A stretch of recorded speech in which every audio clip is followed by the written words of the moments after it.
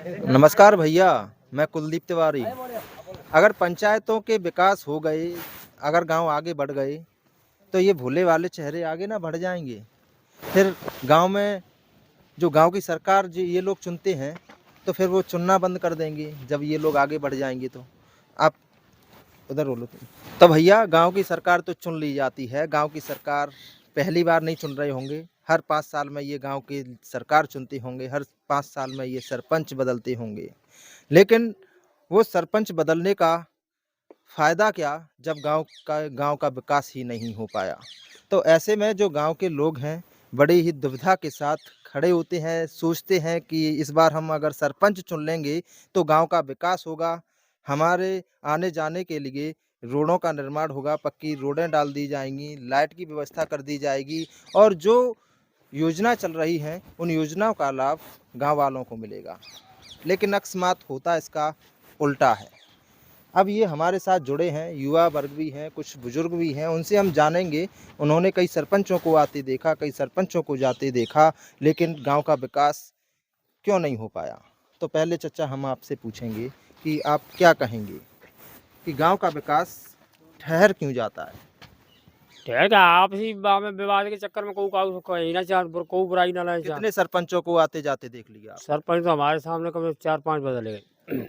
उसके बाद गांव में कितना बदलाव देखा आपने। 5 सरपंच बदलते देख लिए।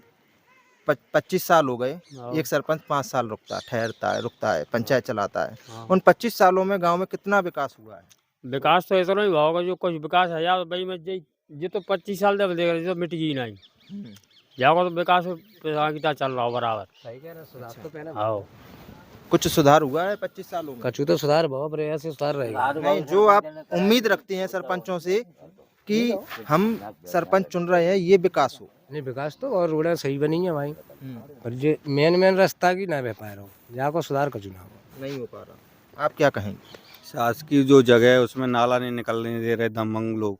जो दमंग है शासकीय रास्ता है ना, उसमें नाला नहीं निकले। नाला जो निकला है इधर उस पर मट्टी डाल दी गई है, नाला को भी बंद कर दिया। घूरे जो मंदिर के सामने अतिक्रमण करके रखा है, जो धार्मिक स्थल है उसके सामने भी अतिक्रमण करके रखा है। ये हटना चाहिए। सीओ साहब को, एडीएम साहब को विज्ञापन दे चुके, वो सुनवाई नहीं कर रहे। अब हम आगे और कार्रवाई करिए। 181 पे भी शिकायत डालनी है हम गांव वालों ने। तो ये जो हमें नाला दिखाई दे रहा है वो पीछे वही उसी हाँ, इसी नाले की बात कर रहे हैं नाला आप। वैसे कब बन ये नाला हमें दिखाई दे रहा है कि ये नाला बना था, कब बना था ये 10 साल हो गए बने हुए। 10 साल बने हुए। हाँ, लेकिन आप देख सकते हैं, फिलहाल ये नाले की बात कर रहे हैं तो ये पीछे नाला है, ये नाला तोड़ दिया गया है और यहाँ पर जो गांव की भाषा में क्या बोलते हैं, घूरा बोलते हैं। हाँ घूरा हाँ, गंदगी पूरी यहाँ पर डाली जा रही है, नाले को तोड़ फोड़ दिया गया है।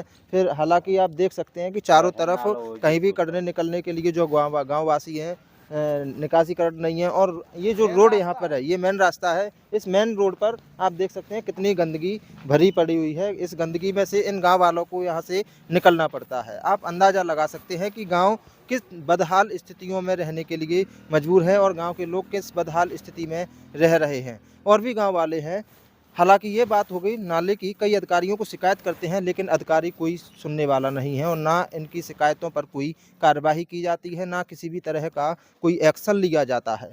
तो और भी गांव वाले हैं, उनसे हम जानेंगे कि गांव का केवल एक ही मुद्दा नहीं होता। ये मुद्दा आपने बताया, गांव के कई प्रकार के मुद्दे होते हैं।